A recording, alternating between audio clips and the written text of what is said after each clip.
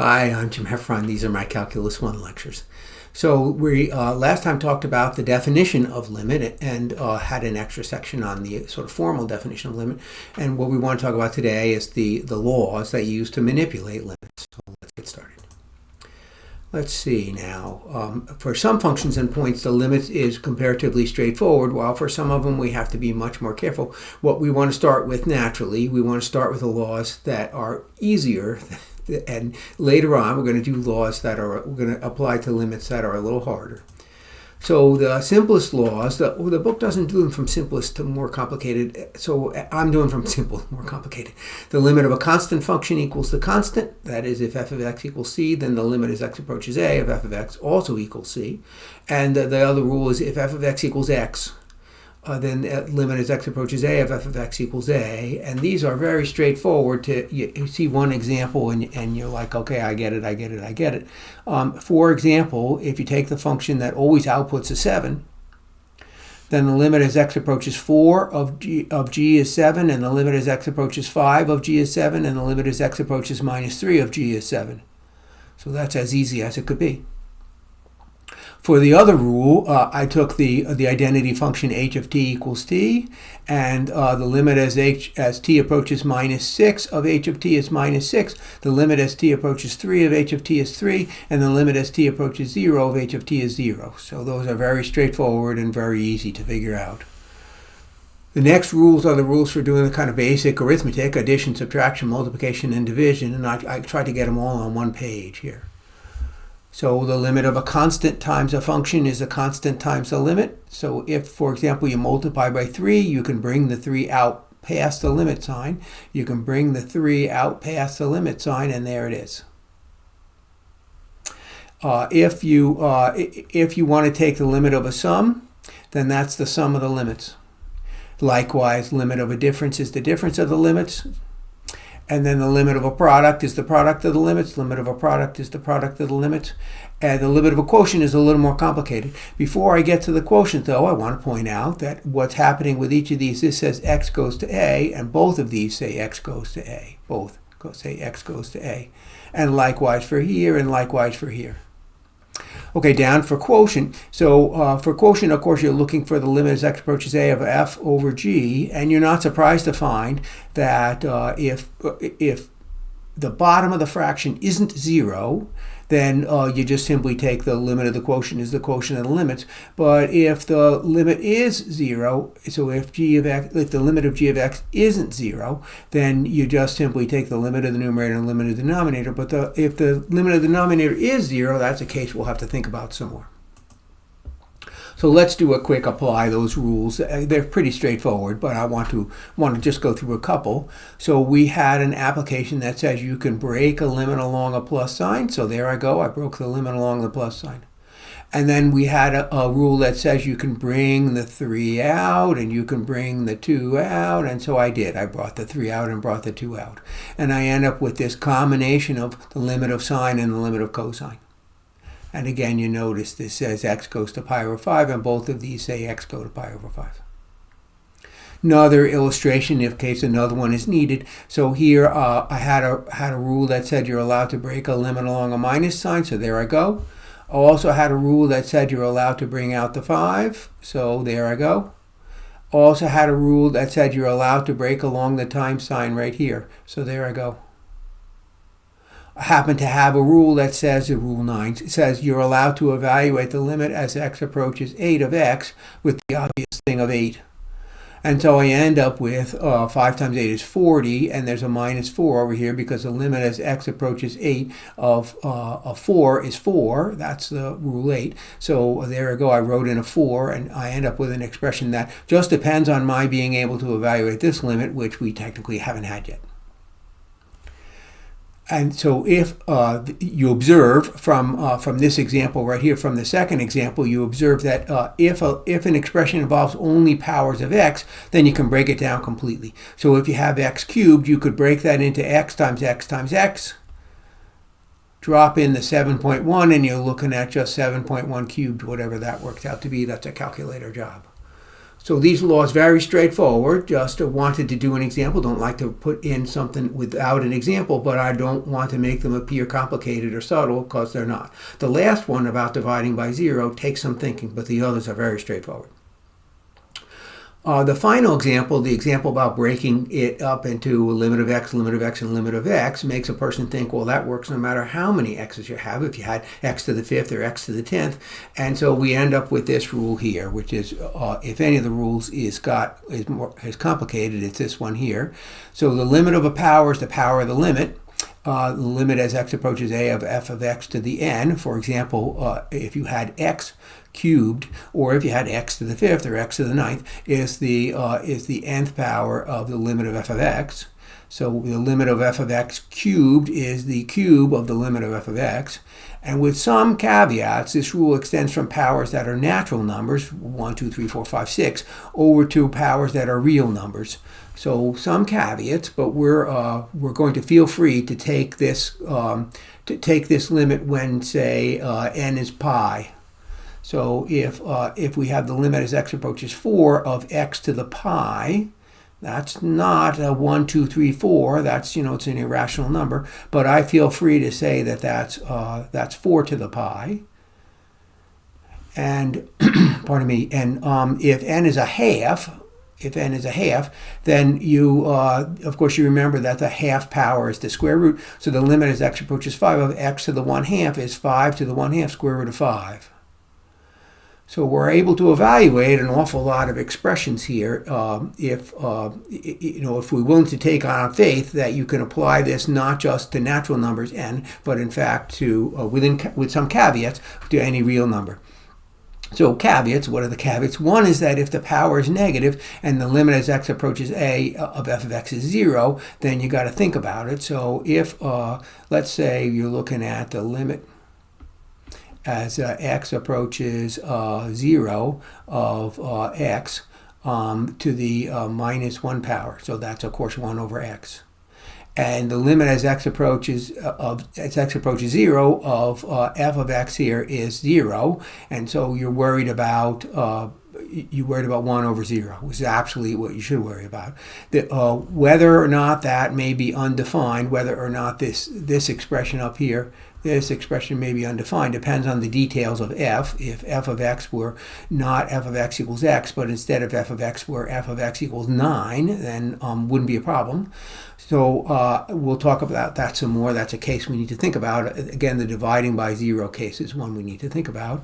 And the last caveat is that if the power up here is something like a square root or a cube root or a fourth root, so it is 1/2 or it is 1/4, etc., and the limit as x approaches a of f of x is negative, then you find yourself taking the square root of a negative number, fourth root of a negative number kind of thing, and that's a complex number. Complex numbers are beyond the scope of this class, so we won't look at that case. We'll just wave that away as for another day. Okay, but so I want to do some practice, and the idea of practice is that if you're watching the slides, is that you pause the slide now, you give it a whack, and when you come back, we'll talk about the problem, go through and solve the problem. So in this case, it's the limit as x approaches minus 3 of a perfectly routine polynomial, 2x cubed plus 6x squared minus 9. So pause the slide and pause the video and try it on a fresh piece of paper.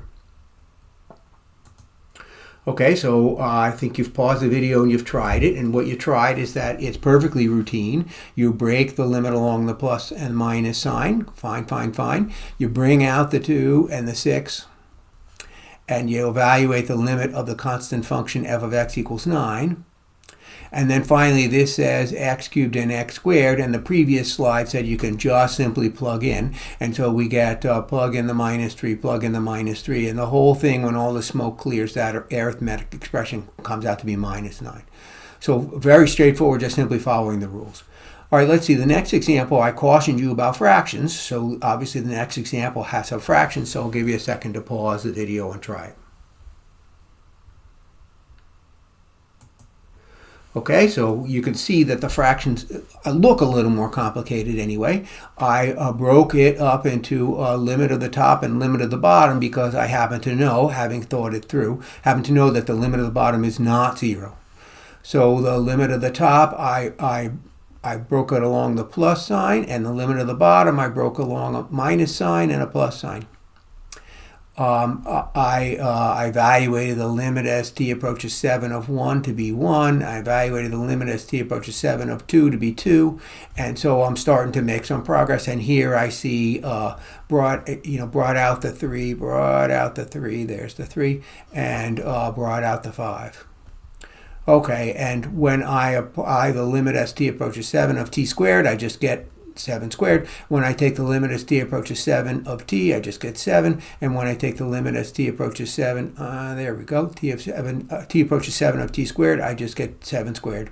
And you drop that all into a calculator, and it comes out to be 148 over 16. So applying these laws, very straightforward. In the case where the bottom of the fraction doesn't have a limit of 0, very straightforward. So I've been careful to, in a couple places on the prior day's slides, to emphasize that limits are about what happens near the anchor point, not at the anchor point. That is to say, you can't just simply plug in A.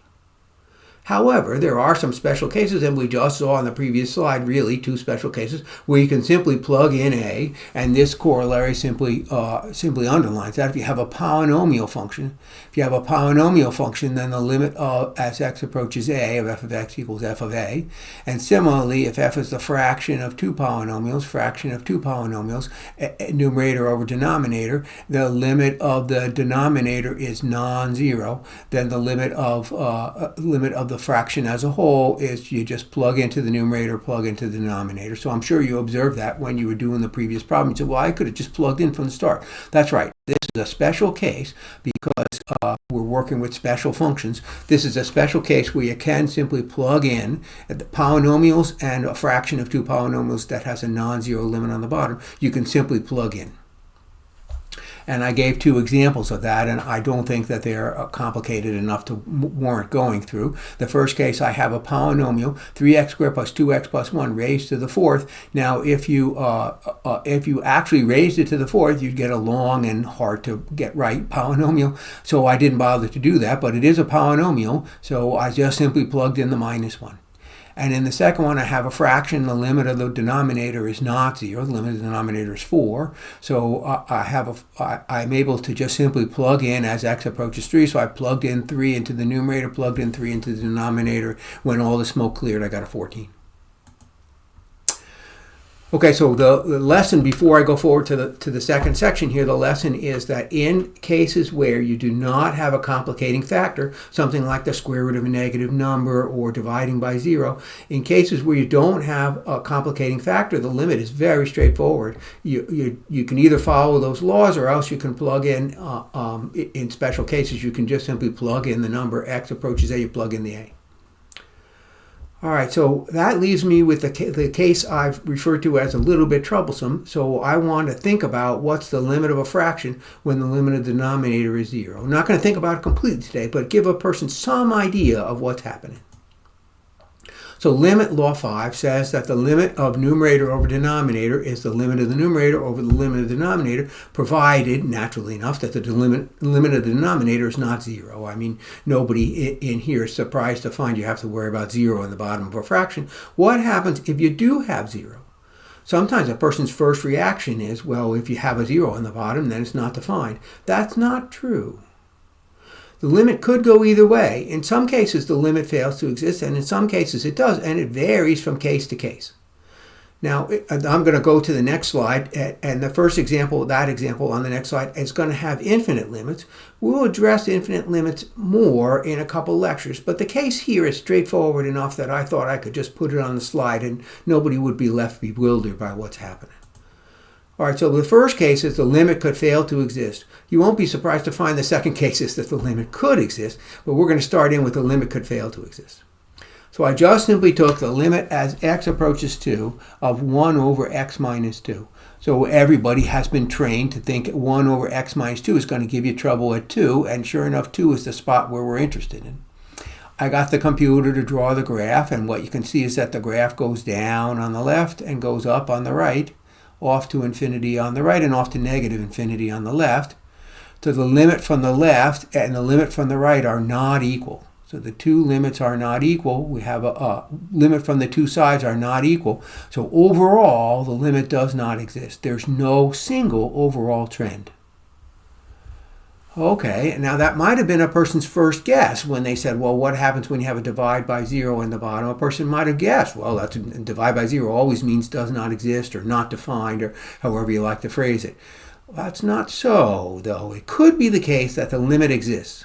And I have an example. I'm going to give a number of examples. I have one example here to start with, x squared minus 4 over x minus 2. Perfectly good fraction, absolutely reasonable fraction of two polynomials.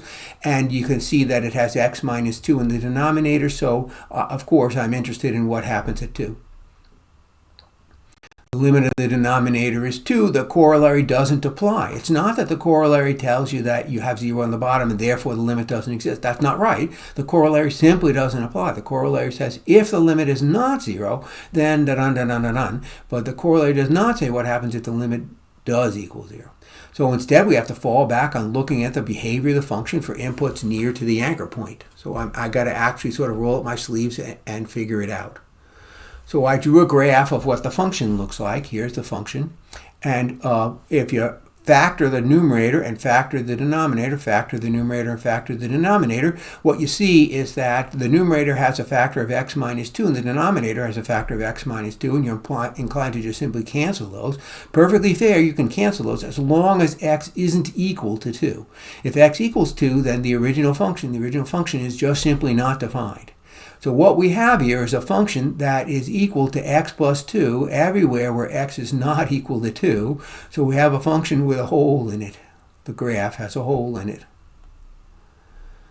So you could say, well, there's a little bit of a silly graph, and maybe it is a little bit of a silly graph, but it perfectly illustrates what I want to illustrate, which is when I say, what's the trend when you're slightly less than 2? What's the trend when you're slightly more than 2? I'm not worried at 2, I'm worried about the trend. When you're slightly less than 2, the trend is clearly to be 4.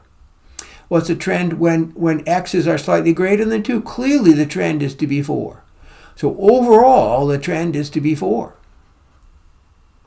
That is to say, I'm allowed to cancel these x minus 2's because in a limit, you're never actually at 2. You're near to 2, but you're never actually at 2, so I'm allowed to cancel those. I get x plus 2, and the limit is 4. So the limit can exist in cases where the bottom of the fraction has a limit of 0. Sometimes the limit doesn't exist, sometimes the limit does exist. A person could think to themselves, well, maybe the limit only exists in silly cases like this one. No, that's not right. So we are keenly interested in the case where the limit of the denominator equals 0. In fact, I don't think it's too much of an exaggeration to say that it's a major part of this course when the limit of the denominator is 0. And why? What's that about? Well, of course, we talked about thinking about delta x over delta y. And so I happen to pick a function x plus 1 squared, just to pick, and an anchor point 5, again, just to pick. And I'm going to write h for delta x, just because you start having delta x squared and delta x cubed, and it gets to be a bit of a mess to write. So I write h instead of delta x, which has kind of become a tradition. So I have delta y is 6 plus h squared, and then did you see that it's 5 plus 1 made 6? That's where the 6 came from. So 6 plus h squared, and then again the 5 plus 1 squared makes 6 squared, and the bottom of the fraction, the delta x, is 6 plus h minus 6, and when you cancel the 6's, you get h. The limit is going to be 0. When I take the limit of this expression, I'm going to be looking at the limit on the bottom of 0. But this is, of course, exactly what we introduced in the first couple of sets of slides. This is exactly what we're interested in. So this is the rate of change of the given function f of x equals x plus 1 squared. This is the rate of change here at a equals 5. I'm very keenly interested in this, and it's a limit with 0, where you have a limit of 0 and the limit of the denominator is 0. Now, it doesn't bother us. We know how to solve this. You factor an h out of the top, and then you cancel the h's, and because h never actually equals 0 in the limit, and then you're taking the limit of 12 plus h is obviously 12.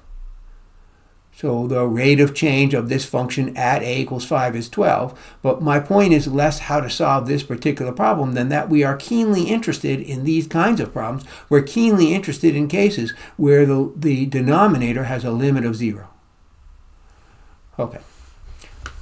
Okay, very good. So we'll talk more about limits as we move through the semester. These are important rules, and when I see you next, we're going to do some problems in this section. Great.